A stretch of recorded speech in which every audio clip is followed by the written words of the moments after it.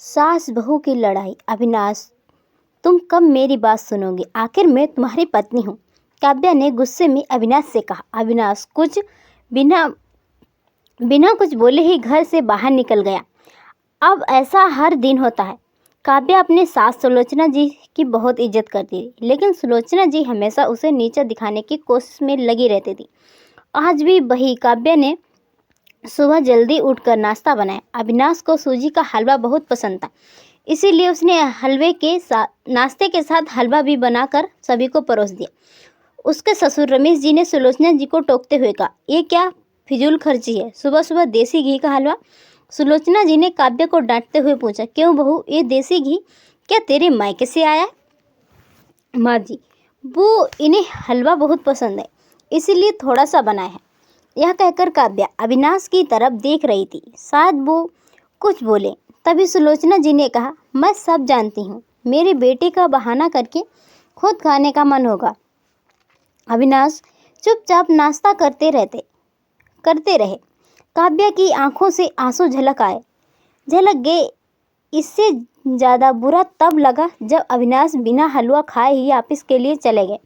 काव्या घर का काम समेटने में लग गई। इधर सुलोचना जी बाहर ड्राइंग रूम में बैठकर बड़बड़ाती रही। काम करके काव्या अपने कमरे में जाकर रोने लगी। कितने नाजों से पाला था उसे उसके पापा ने। उसे आज भी याद है, एक बार उसने गाजर के हलवा बनाने के लिए कहा था, लेकिन माँ ने सूजी का हलवा बना दिया था। पापा को जब पता लगा तो वे तुरंत बाजार गए, ढेर सारा गाजर का हलवा ले आए और उस दिन बिना कहे 2-3 दिन में गाजर का हलवा बनने लगा। आज उसे सूजी के हलवे के लिए कितनी बातें सुनाई जा रही हैं। उसे गुस्सा सास ससुर पर नहीं, अविनाश पर था, जो कि कुछ नहीं बोल पाए। शाम को जब उसने अविनाश से शिकायत की तो बस इतना ही बोले, इस घर में केवल माँ की पसंद का खाना बनता है, आगे से मेरी पसंद का कुछ मत बनाना। काव्या ने अविनाश से बात करनी बंद कर दी। आखिर क्या कसूर था काव्य का? यही कि वह अविनाश से बहुत प्यार करती है। इसी तरह कुछ दिन बीत गए। एक दिन काव्या ने सुलोचना जी से कहा, माँ जी, मैं अपने घर जाना चाहती हूँ कुछ दिन के लिए। अगर आप कहें तो मैं तो आज ही चली जाऊँ। कई दिन पहले माँ का फ़ोन आया था, कह रही थी पापा की तबीयत ठीक नहीं है। सुलोचना जी वहाँ जब भी जाती है 1 सप्ताह से वापस नहीं आती है। घर का काम कौन करेगा? तेरे ससुर और मेरा बेटा तो थक हार कर घर आएंगे, यहाँ उन्हें खाना भी नसीब नहीं होगा। मुझे तो चक्कर आ रहे हैं, मैं खाना नहीं बना सकती। जाना है तो 1 दिन के लिए चली जा। काव्या मन मार कर 1 दिन के लिए पीहर पहुंच जाती है। वहां पहुंचकर उसे और भी आश्चर्य होता है। भाभी मम्मी पापा कहाँ गए? काव्या ने घबरा कर पूछा। उन दोनों का घर में मन कहाँ लगता है, तीर्थ पर गए हैं, ना जाने कब आएंगे। वैसे तुम कितने दिनों के लिए आई हो? क्योंकि मुझे भी अपने पीहर जाना है। संगीता भाभी यह व्यवहार देख काव्या चौंक गई। क्या ये वही भाभी है जो उनसे बहुत स्नेह जताती थी? काव्या सोफे पर बैठी सोच रही थी। अच्छा, बोल, जो भैया ने मकान के पेपर साइन करा लिए थे, मैंने अपना हिस्सा छोड़ दिया था, शायद उसी साइन के लिए मेरे से प्यार जताया जा रहा था। काव्या उठकर खड़ी हो गई। भाभी, मुझे कुछ काम याद आ गया, मैं फिर आऊँगी, कहकर वह तेजी से घर से निकल गई। पीछे से गेट बंद होने की आवाज़ से वह समझ गई कि उसने जाने से भाभी को कोई खास फर्क नहीं पड़ा। भारी कदमों से चलते हुए वह मंदिर पहुंच गई, क्योंकि शाम से पहले ये ससुराल जाती तो सुलोचना जी उसे कई सवाल करती। मंदिर में जाकर उसने भगवान के दर्शन किए, बस ना कुछ मांगा ना कुछ बोला। भगवान के चरणों में शीश नवाकर वह बाहर आकर बैठ गई। तभी सामने के पेड़ के नीचे उसे अपने माता पिता बैठे दिखाई दिए। काव्या भागकर उनके पास पहुंची। काव्या को देखकर उनकी माँ रोने लगी। बेटू, तू यहाँ कैसे? पापा ने पूछा। वो छोड़िए, ये बताइए आप यहाँ कैसे हो? तीर्थ यात्रा पर गए थे। काव्या के सब्र का बांध टूट गया। उसकी आंखों से आंसू बह रहे थे। बेटी, तेरी भाभी ने तुझसे झूठ बोला। बिजनेस में पैसा लगाने के लिए तेरे भैया ने मकान अपने नाम करा लिया। मकान के कागज़ गिरवी रखकर साहूकार से कर्ज लिया है। उसके बाद हम बोझ बन गए, हमें घर से निकाल दिया। पापा अब क्या होगा? काव्या ने रोते हुए पूछा। बेटी तू चिंता मत कर, हम कहीं वृद्धाश्रम में चले जाएंगे, तू अपनी ससुराल जा। वहाँ किसी को यह बात मत बताना। अपने माँ बाप को इस हाल में देखकर बा उन्हें अपने साथ ले जाना चाहती थी, लेकिन जहाँ उसकी कद्र नहीं थी वहाँ माँ बाप की क्या इज्जत होती। भारी मन से काव्या ससुराल की ओर चल दी। आज उसे अपनी लड़की होने का पर अफसोस हो रहा था। काश वो अपने माता पिता के लिए कुछ कर पाती। घर आकर उसने बहुत मुश्किल से घर का काम निपटाया।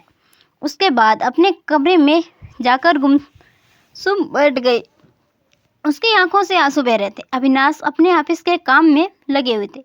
जब भी सोने आए तो काव्या से पूछ बैठे, क्या बात है, आज फिर माँ की कोई बात बुरी लग गई जो आंसू बहा रही हो? काव्या अपने को रोक नहीं पाई और उसने रो रो सारी बात अविनाश को बता दी। क्या माँ पिताजी को यहाँ ले आए? वे इस उम्र में कहाँ जाएंगे? अविनाश ने कोई जवाब नहीं दिया और करवट लेकर सो गए। इस बात से काव्या को बहुत गुस्सा आया। आज से मैं भी इनके माँ बाप की सेवा नहीं करूँ, देखती हूँ कौन इनकी सेवा करेगा। रोते रोते काव्या सो गई। 2 दिन बीत जाने पर उसकी चिंता बढ़ती जा रही थी। एक दिन वह सब्जी लेने के बहाने उस मंदिर में पहुंची, लेकिन उसके माता पिता वहां नहीं थे। पंडित जी, यहाँ मेरे माता पिता उस पेड़ के नीचे बैठे थे। कई दिन से उनका कुछ पता है? तुम्हारा नाम काव्या है क्या? पंडित जी के मुंह से अपना नाम सुनकर काव्या ने पूछा। जी हाँ, लेकिन आपको कैसे पता? तुम्हारे माता पिता ने यह पता दिया था और कहा था वे अब यहाँ रहते हैं। काव्या ने पता करके वह यहाँ से दूर का था।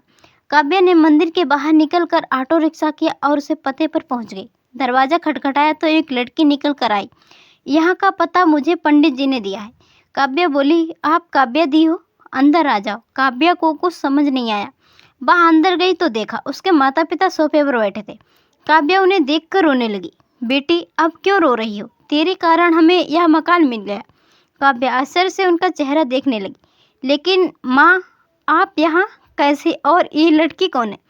तब उनकी माँ ने कहा, बेटी तुझे याद है तेरी शादी के बाद तेरी सास ने 40 लाख की डिमांड की थी। दामाद जी को बिजनेस खोलना था, इसीलिए तेरे पिता ने उनकी डिमांड पूरी कर दी थी, जिससे कि तू सुखी रहे। जब तू हमसे मिल कर गई उसके अगले दिन दामाद जी आए। उन्होंने तेरे पापा के पैसे लौटा दिए, क्योंकि उन्होंने कोई बिजनेस शुरू नहीं किया था। तेरे पापा ने भी मना भी किया, लेकिन वे नहीं माने। उसके बाद उन्होंने प्रॉपर्टी डीलर से मिलकर 2 दिन में यह मकान खरीद दिया। साथ 4 लाख रुपए बच गए। उन्होंने ये लड़की नौकरी पर रखवा दी जो हमारी केयर करेगी। लेकिन माँ, उन्होंने मुझे तो कुछ नहीं बताया। काव्या की आंखों से आंसू बह रहे थे। वह रोते हुए वहाँ से अपने घर आ गई। घर आकर वह सोच रही थी, अविनाश ने कभी उसके लिए आवाज़ नहीं उठाई, लेकिन मेरे माता पिता के लिए इतना कर दिया जो कि कोई सगा बेटा भी नहीं कर सकता। रात को उसने अविनाश से पूछा, आपने ऐसा क्यों किया? अगर माँ जी को पता लग गया तो क्या होगा? अविनाश का जवाब सुनकर काव्या रोने लगी। अविनाश ने कहा, जैसे तुम्हारे लिए ये माता पिता हैं, वैसे ही मेरे लिए भी तो वो माता पिता हैं। मैंने पैसे लेते समय ही सोच लिया था कि एक दिन ब्याज के साथ सारे पैसे लौटा दूंगा, लेकिन जब बिजनेस शुरू नहीं हो पाया तो मैं इन पैसों को अपने पास रखकर सही समय आने पर इंतज़ार कर रहा था। अगर मैं तुम्हारे माता पिता को अपने घर ले आता तो उनका आत्मसम्मान हर दिन उन्हें धिक्कारता। बेटी के घर वे रहना पसंद नहीं करते, वे अपमानित ना हो, इसीलिए मैंने ये सब किया। अविनाश, मुझे माफ़ कर दो, आज तक मैं तुम्हें गलत समझ रही थी। तभी पीछे खड़ी सुलोचना जी बोली, बेटी वह पैसा हमने उधार लिया था, वह तुम्हारे पिता की अमानत थी। मैंने और अविनाश ने पहले ही फैसला किया था कि ब्याज के साथ तुम्हारे पिता तुम्हारे पैसे लौटा देंगे। चल सो जा, सुबह नाश्ता टाइम पर नहीं बना तो अच्छा नहीं होगा। उनकी बात सुनकर काव्या, अविनाश और सुलोचना जी जोर से हंसने लगते हैं। दोस्तों, वीडियो पसंद आई हो तो लाइक और शेयर कीजिएगा। चैनल पर नए हो तो मेरे चैनल को सब्सक्राइब कर लें। Thanks for watching.